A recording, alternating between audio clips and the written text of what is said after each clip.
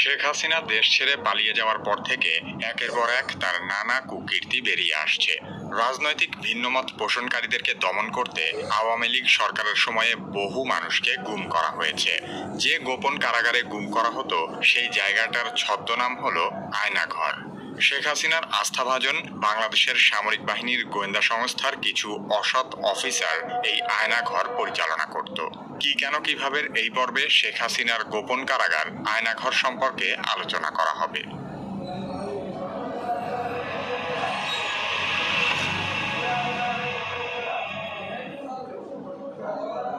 বাংলাদেশের প্রতিরক্ষা বাহিনীর গোয়েন্দা সংস্থা directorate general of forces intelligence বা ডিজিএফআই হিসেবে পরিচিত। অভিযোগ রয়েছে যে ডিজিএফআই এর কাউন্টার টেরোরিজম ইন্টেলিজেন্স ব্যুরো বা সিটিআইবি আয়নাঘর নামে পরিচিত কুখ্যাত কারাগারটি রক্ষণাবেক্ষণ করে থাকে।